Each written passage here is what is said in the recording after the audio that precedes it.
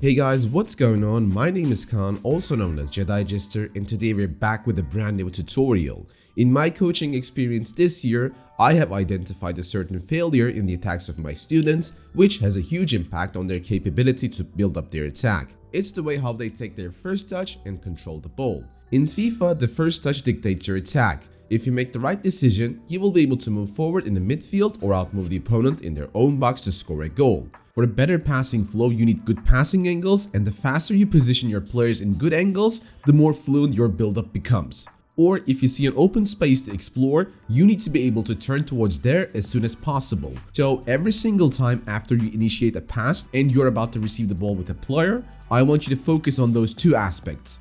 This will give you a purpose, and once you adapt to it, you will start avoiding easy possession losses. However, if you fail with it, you might lose the ball in your own half with the immediate danger to get countered. So it's clear that the first touch has a huge impact in your game, and in this video, I want to give you 3 tips on how to approach this and get your attacking game on the next level. Coming back to my coaching students, especially my first tip helped them to improve the most. It's about paying attention to the defenders and where they pressure from. If you do not observe and simply try to turn to a direction, there is a good chance that you will fail. But what is the best time to analyze and understand where to have the best first touch? The answer is simple to tell, but it takes time to get used to. Right after you pass the ball, there will be a short time before it reaches your target. In this short time, while the ball is traveling, you need to take a look at your receiver and the defenders around him.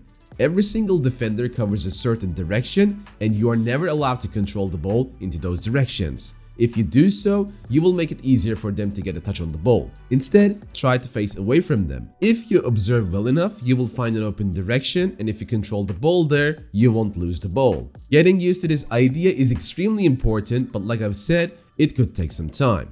Adapting to the opponent's defensive behavior could also give you an upper hand throughout your games, especially in the areas close to their box. If you can manage to figure out what their defensive tendency is and guess where they will make their next defensive move, then you can control the ball exactly in the opposite side with a single contact and create yourself a dangerous goal-scoring opportunity. Seems like a solution, right? What if I told you that there's a platform which brings solutions to mistakes like this? Let me shortly introduce you our application The Guide Plus, which you can download for free if you're looking forward to improving FIFA. In The Guide Plus, you can find in-depth tutorials, structured courses, and track your progress on the topics you most struggle with. Our interactive quizzes will keep you up to date anytime. So, if you're interested, make sure to check the links in the description and see what the next level learning experience offers by yourself. The urge of getting the ball forward is the second main reason. For example, just because you see another player running forward and you think you should turn towards that direction immediately and pass the ball to him, do not override the first rule. There could be still one defender in that direction who could easily win the ball from you, so make the first touch on the ball your first priority over other options. You can always pass the ball back to another teammate and contact the ball with your initial desired option if you don't lose it because of a bad touch. And finally, holding onto the sprinting button while controlling the ball.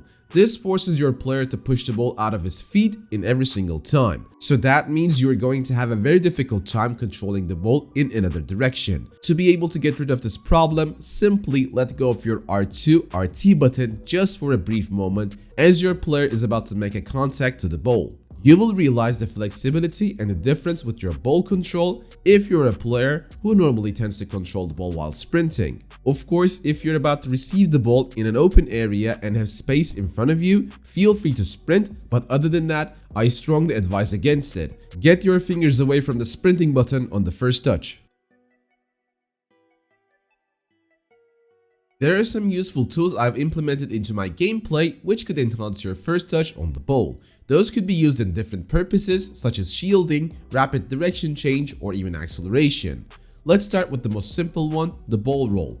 Ball roll is probably the skill move I use the most when it comes to the first touch. In most cases, if you're in a shoulder-to-shoulder challenge with the opposition player, ball roll extremely increases your chances of successfully controlling the ball. One other thing I use the ball roll for is when I send a fast pass to my teammate and I'm not sure if he can have a good first touch on it. So without pressing anything else, I use the ball roll to control the ball. More advanced skill moves like Elastico and Fainting Forward can also catch players off guard on the first touch. You can pre-perform these moves right on the first touch if you want to do so, but the most efficient way to do them is to get a little initial touch on the ball and to execute them right afterwards. This way you can also enhance your first touch. You can also use the knock-on sprint on the first touch if you're trying to outpace your opponent and have space in front of you. I have showed you 1 or 2 examples of those which I think the most efficient ones, but I can say you can make this list longer with other skill moves as long as you get used to the idea of controlling the ball away from the defenders within the first touch. Now that you know how to make the better first touch, you should lose the ball less and be more effective in every single area of the pitch. If you're interested in important FIFA basics like this, make sure to check one of our latest videos which emphasizes how important the fundamentals are over the meta. The video is linked right now on your screen, so make sure to click on it.